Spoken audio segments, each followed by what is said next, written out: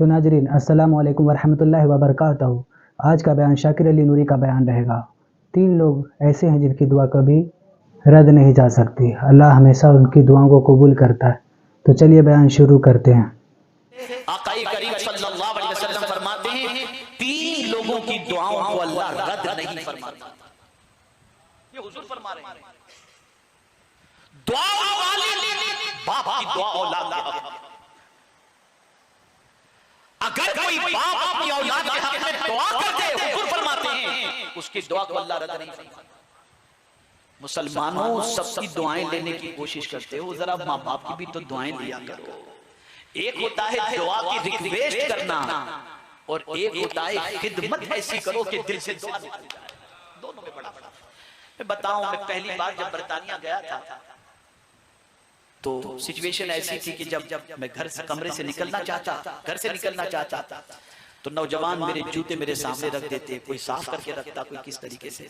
तो नया नया था, पहली बार गया था तो मैं थोड़ा सा ऑब्जर्व कर रहा था, देख रहा था। एक दिन तो मैंने गुजार लिया, दूसरा दिन भी गुजार लिया, तीसरे दिन मैंने एक नौजवान जब मेरे जूते को उठाकर रखने लगा तो मैंने उसके कांधे पर हाथ रखकर पूछा, मैंने कहा बेटे ये बताओ क्यों ये जूते रख रहे हो? कहा बस आपकी दुआ लग जाए। मैंने कहा मैं तुमको बताऊं मुझसे ज्यादा दुआ किसकी कारगर होगी? तो चौंका हुआ।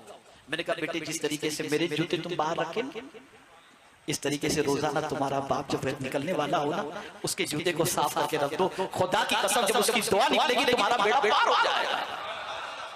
हम भूल गए ये सब।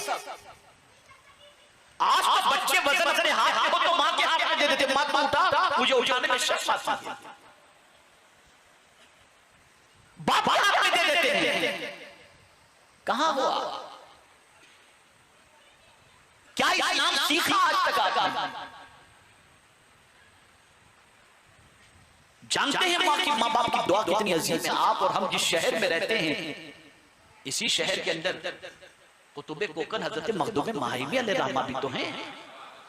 कैसे विलायत मिली? माँ की दुआ ही से तो मिली ना। तो क्या खाली वहां जाकर फातिहा ही पढ़ना है या उनके नक्शे कदम पर चलने की भी भीख मांगनी? सुभान अल्लाह, सीखो ये सब, लाजिम है ये सारी चीजें सीखना। कोई मुसीबत ऐसी नहीं, मैं बहुत चैलेंज के साथ कहता हूं, कोई मुसीबत और तकलीफ ऐसी नहीं जो माँ बाप की दुआ से न टले। अरे दुआ तो अपनी जगह पर, अगर जिंदगी में तुमने खिदमत की है तो उस खिदमत के एवज के अंदर भी अल्लाह तुम्हारी मुसीबतों को उठाता है। मैं बुखारी शरीफ की हदीस के जरिए बताऊं, 3 नेक लोग सफर के लिए निकले और जैसा आदमी वैसे साथी। अय्याश होगा तो अय्याश साथी साथ मिलेगा, शराबी होगा तो शराबी साथी साथ मिलेगा, जुआड़ी होगा तो जुआड़ी साथी साथ मिलेगा और नेक होगा तो नेक साथी साथ मिलेगा। सफर में तो आदमी अच्छा साथी ढूंढता है। तो तीनों साथी निकले, बारिश शबाब पर थी तो तीनों ने बारिश से बचने के लिए सोचा कि सामने जो पहाड़ नजर आता है ना चलो उधर चले जाएं। वहां एक गार नजर आई, बारिश से बचने के लिए वो तीनों वहां चले गए। अचानक एक हवा चली और पत्थर लुढ़क करके उस गार के दहाने पर आ गया, गार हो गई बंद।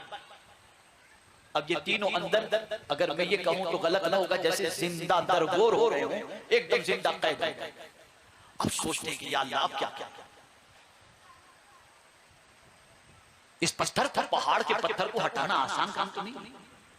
तीनों ने आपस में डिसाइड किया कि क्या करना चाहते हैं। कहा चलो अल्लाह की बारगाह में दुआ करते हैं, जिंदगी का कोई अच्छा अमल हो तो उस अमल का वसीला अल्लाह की बारगाह में पेश करके दुआ करते हैं, शायद मौला करम फरमा दे। तो पहले ने कहा चलो मैं शुरू करता हूं। उसने हाथ उठाया दुआ कर। सुनिए बुखारी शरीफ की हदीस बता रहा हूं। हाथ उठाया, मौला मेरी आदत थी कि मैं निकलता था कामकाज के लिए और शाम को जब घर आता तो मेरे पास 2 बकरियां थी। मैं बकरियों के दूध को दोता था और दो करके पहले मेरी माँ को मेरे बाप को पिलाता था, उसके बाद बीवी बच्चों को पिलाता था। मौला एक बार मैं गया कामकाज के सिलसिले में, रात को जब पलटा तो ताखीर काफी हो गई थी। बच्चे भी भूखे सो गए थे, बीवी भी भूखी थी और माँ बाप भी भूखे सो गए थे। मैंने सोचा क्या करता, तो मैंने एक काम किया कि दूध दो लिया और मैं माँ बाप के सामने खड़ा रह गया, जगाया नहीं हूं। मेरे बच्चों को भी भूखे थे लेकिन उनको पहले दूध नहीं मिलाया। मेरी बीवी भूखी थी, उसको दूध नहीं मिलाया, मैं दूध लेकर के खड़ा रहा, माँ बाप को जगाया भी नहीं। ये सोचा कि माँ बाप की नींद में कहाँ खलल डालना, आँख खुलेगी दूध पेश कर दूंगा, और इन्होंने नहीं किया। ये भूखे सोए और मैं और मेरी औलाद खा पी करके सोए। ऐसी जिंदगी मुझे नहीं चाहिए, तो मैं दूध लेकर के खड़ा रहा। मेरे मौला फिर मेरे माँ बाप की आंख खुली, मैंने उनको दूध पेश किया, उन्होंने बहुत दुआएं दी। अगर मौला तुझे मेरी ये खिदमत पसंद हो तो पत्थर से इस पत्थर को थोड़ा सा हटा दे ताकि हवा आए, इधर ये दुआ मुकम्मल हुई हो, पत्थर हटा। क्या समझते हो आप? ये बुखारी शरीफ की हदीस है। थोड़ा सा पत्थर हटा, हवा भी आने लगी, रोशनी भी आने लगी, जिंदगी का सामान थोड़ा सा मयस्सर हुआ। फिर दूसरे की बारी थी, थोड़ा सा दूसरे ने हाथ उठाया, मौला मुझे मेरे चचा की बेटी बहुत पसंद थी, मैंने बहुत चाहा उसे काबू में करने के लिए, लेकिन वो मेरे हाथ नहीं आई। एक मर्तबा ऐसा हुआ कि उसे 100 दीनार की जरूरत थी और मुझे पता चला, तो मैंने उससे कहा कि मैं 100 दीनार तुझे देता हूं, लेकिन तू अपना वजूद मेरे हवाले कर दे। उसे शदीद जरूरत थी, वो इसके लिए आमादा हुई, 100 दीनार भी ले ली। लेकिन जब मेरे करीब हुई और मैंने अपनी ख्वाहिश पूरी करने का जैसे ही इरादा किया, तो मेरे चचा की बेटी ने मुझसे सिर्फ इतना कहा, इत्तक़िल्लाह, अल्लाह से डर। उसका ये कहना मौला मुझे इतना दिल पर लगा कि मैंने फौरन अपना इरादा तर्क कर दिया, सिर्फ तुझसे डरा और ये गुनाह से बच गया। अगर मेरा ये अमल मुझे पसंद हो तो मौला थोड़ा सा पत्थर हटा दे। बस इसकी अल्लाह ने अपनी फरमाई, पत्थर और थोड़ा सा। अब तीसरे की बारी थी, बुखारी शरीफ की हदीस है, तीसरे की बारी थी, तो तीसरे ने दुआ की, ए अल्लाह मेरे पास एक मजदूर आया काम के सिलसिले में, उसने दिन भर काम किया और बगैर मजदूरी लिए वो चला गया। मैं बहुत तलाश किया, उस मजदूर को नहीं मिला।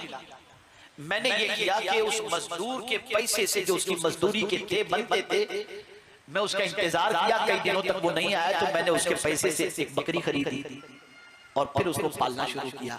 उस बकरी से 2 बकरी, फिर उसके बाद बढ़ता गया मामला, यहाँ तक कि बकरियों का एक रेवड़ बढ़ गया।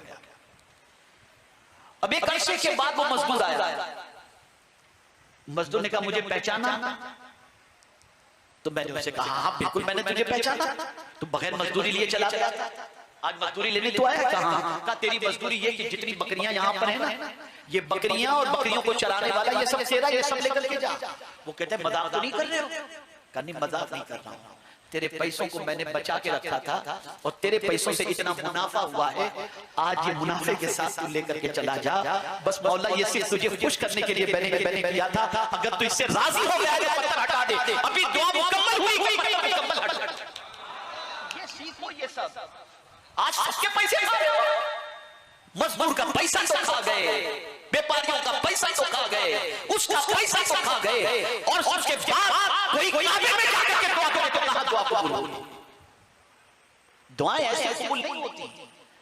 ये सब ज़ाब्ते हैं दुआ की कबूलियत के, ये सब तरीके हैं दुआ की कबूलियत के।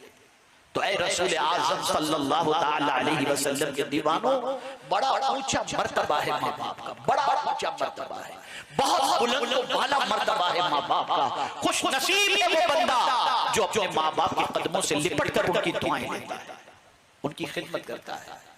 अब आखिरी बात अर्ज करके मैं अपनी गुफ्तगू को खत्म करता हूँ। जिंदगी पर याद रखिएगा, सारी दुनिया के लोगों की बद्दुआ और माँ बाप की दुआ आपके साथ है ना, आपको कुछ नहीं मिलेगा। और सारे लोगों की दुआएं आपके साथ हो और माँ बाप की बद्दुआ हो तो किसी की दुआ आपके काम नहीं। इसलिए उनकी दुआएं लो, उनकी खिदमत करो, उनको राजी करो, उनको खुश करो। वो अगर तुम्हारी खिदमत से मुस्कुरा दिए, अल्लाह की रहमत जोश में आ जाए। और अगर तुम्हारी हरकत से वो गज़बनाक हुए तो अल्लाह के गज़ब से दुनिया की कोई ताकत तुम्हें बचा नहीं सकती। तो मेरे प्यारे आका सल्लल्लाहु ताला अलैहि वसल्लम के प्यारे दीवानों, चूंकि आज का मौजू ही अज़मत वालिदैन था और मैं बहुत तफसीली गुफ्तगू तो न कर सका, लेकिन जितनी बातें मैंने अर्ज की, अल्लाह अज़्ज़ व जल मुझे इस पर अमल की तौफीक अता फरमाए और साथ ही साथ आप सबको भी अमल की तौफीक अता फरमाए। याद रखो, अच्छी तरीके से याद रखो। तो नाज़रीन, बयान अगर अच्छा लगे तो हमारे चैनल को ज़रूर सब्सक्राइब करें और इसी तरीके के वीडियो आते रहेंगे। तो चलिए, अल्लाह हाफिज़।